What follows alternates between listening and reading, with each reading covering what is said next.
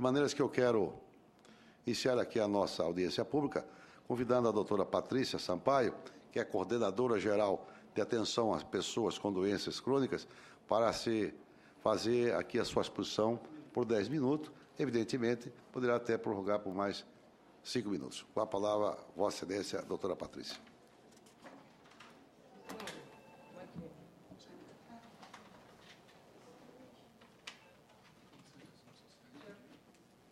Excelência já falou o tempo, presidente? O tempo, senhor. Tá bem. Obrigado. Mais alguns minutos.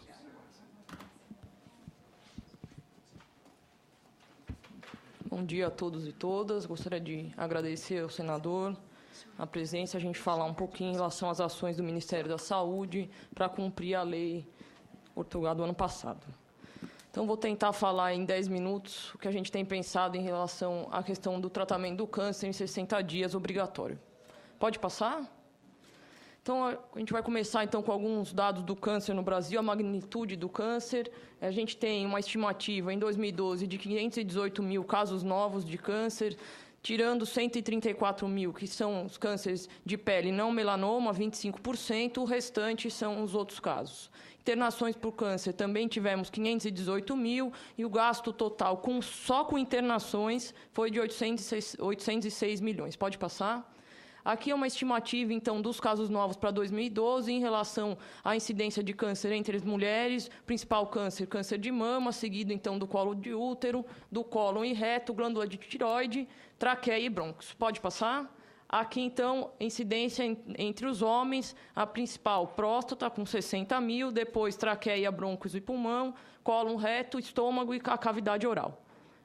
Aqui, então, é a taxa de mortalidade na população brasileira. Essa primeira taxa aqui é relacionada às doenças cardiovasculares, primeira causa de morte no Brasil, e o câncer é responsável, então, pela segunda causa de morte no país, seguindo, então, as doenças cardiovasculares. Hoje, a gente tem 179 mil mortes no ano. Pode passar? Aqui, então, a mortalidade por tipos de câncer. Olhando, então, as mulheres, o câncer foi responsável por 12 mil mortes, 15,3%, seguido, então, de traqueia e brônquio, cólon reto, colo de útero e estômago. Nos homens, a principal causa de morte relacionada ao câncer está relacionada, então, ao câncer de pulmão, traqueia e brônquio, seguido, então, de próstata, estômago, cólon e reto. Pode passar? Então, hoje a gente tem habilitados 277 serviços no país todo, que são complexos, que realizam cirurgia, rádio e quimioterapia. Essa é a distribuição nos estados, 9 na região norte, 51 na região nordeste, 134 na região sudeste, 20 na região centro-oeste, 63 na região sul. Ainda temos, então, uma disparidade, que é uma questão que a gente precisa avançar, como trabalhar com a iniquidade. Pode passar? Além disso, ano passado, em dezembro, a gente reviu toda a portaria que tratava dos procedimentos cirúrgicos, oncológicos. A expectativa é que, com a revisão, inclusão e exclusão de procedimentos antigos e inclusão e revisão de novos procedimentos, a gente tem um aumento aí de 25%. A expectativa é que a gente chegue a 120 mil cirurgias oncológicas no ano de 2013. E a gente passou a classificar os hospitais habilitados como hospitais oncológicos em relação à produção de cirurgias ao ano, acima de 1.000, de 600 a 999 e abaixo de 600 cirurgias. Quanto mais ele produz, ele ganha 20% a mais em cada procedimento. Pode passar? Então, aqui o aumento que a gente teve já desde 2010, a gente teve um aumento de 13% no total de procedimentos, um aumento de 25% se a gente olhar em mamografias, 4,4 milhões, olhando quimioterapia, um aumento de 14,8%, e no processo de radioterapia, 17,3%, chegando, então, a 9,6 milhões de procedimentos. Pode passar?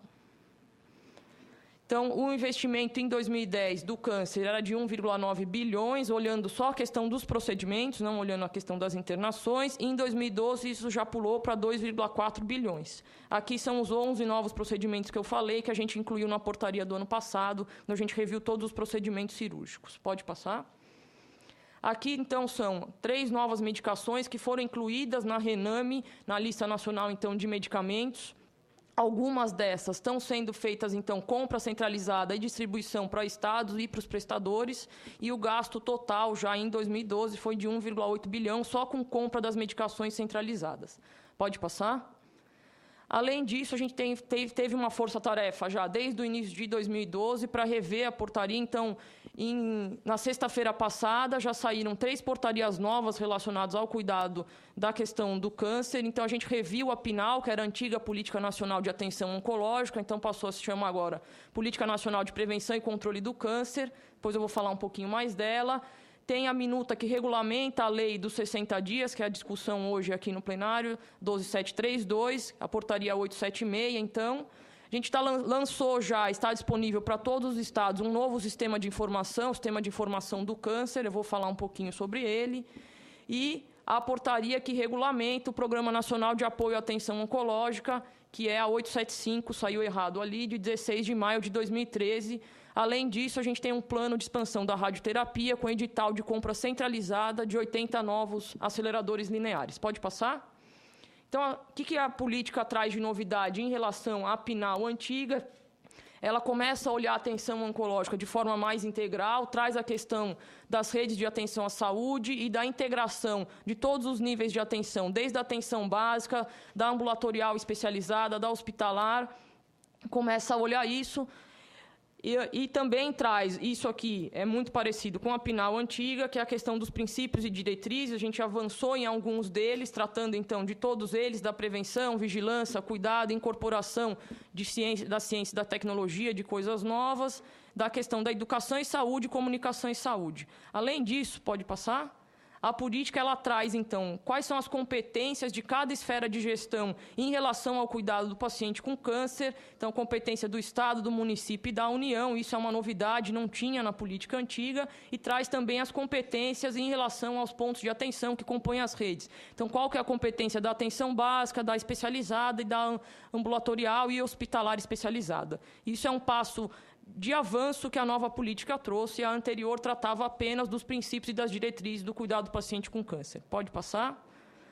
Aqui, então, eu falo um pouquinho da minuta de portaria que regulamenta a lei.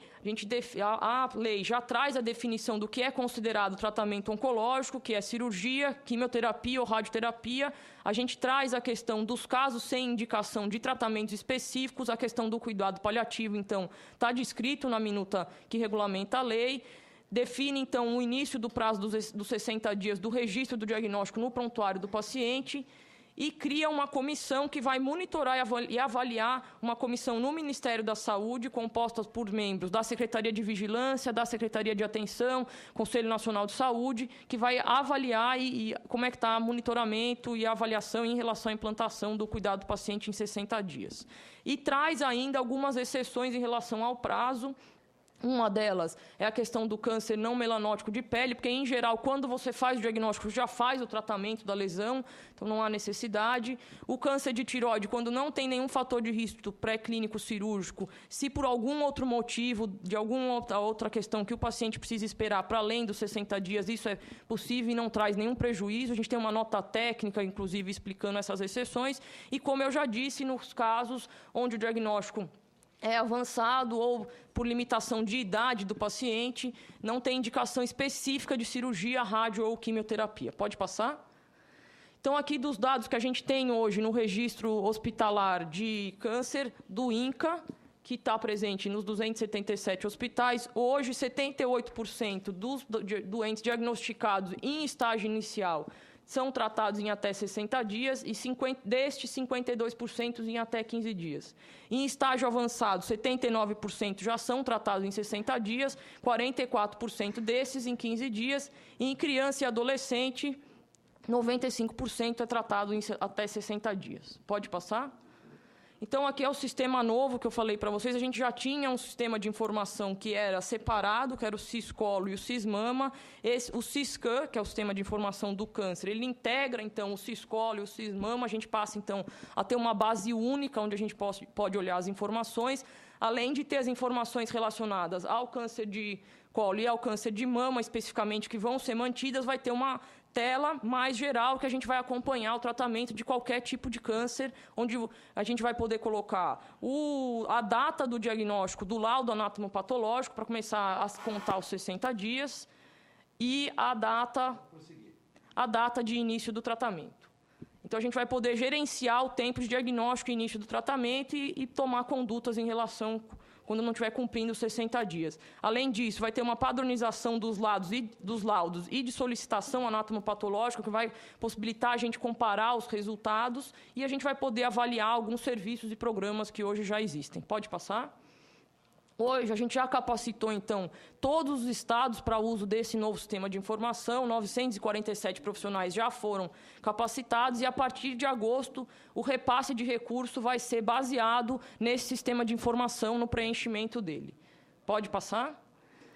Aqui, então, uma outra questão importante, no início desse ano, então, o Ministério reviu o cuidado à atenção à pessoa tabagista, lembrando que o tabaco é um fator de risco muito importante para diversos tipos de câncer, e a gente ampliou, então, a oferta não só do tratamento para todas as unidades básicas de saúde, não só o tratamento cognitivo-comportamental, quanto o acesso à medicação, que antes era restrito a um tipo específico de formação do INCA. Pode passar?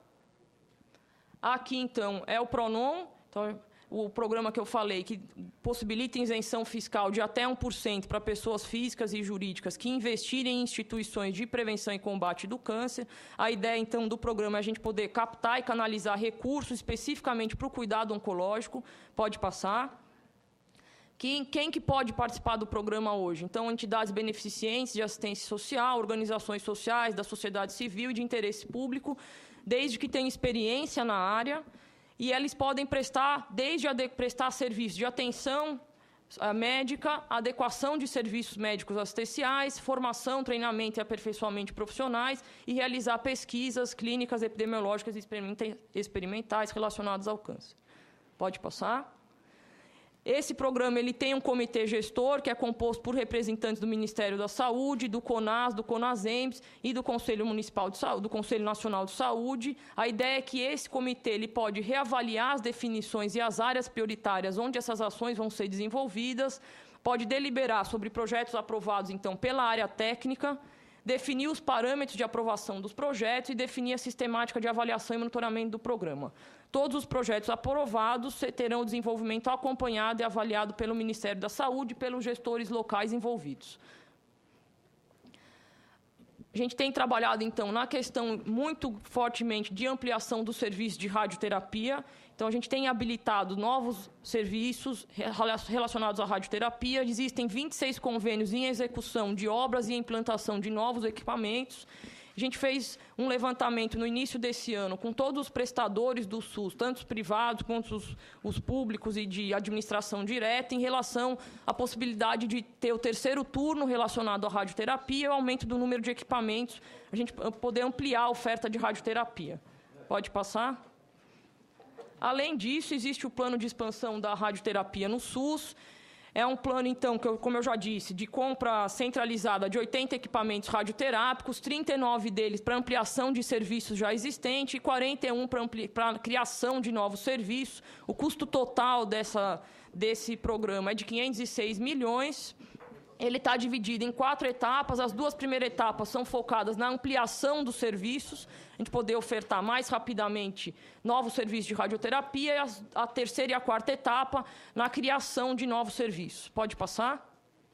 Além disso, a gente tem visitado todos os estados, a gente tem uma força-tarefa que já começou no início desse ano nas regiões Norte e Nordeste, já fomos para Bahia, Amapá, Acre e Roraima na última semana, e aqui a programação das visitas para discutir a rede de atenção oncológica estadual. Pode passar?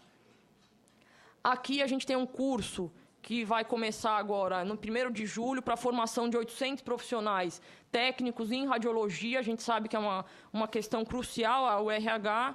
E a gente tem desde o ano passado, foi distribuído para todas as unidades básicas de saúde 50 mil cadernos, tratando especificamente do câncer do colo e do câncer de mama. Pode passar? Acho que era isso, falando rapidamente as ações. Obrigada.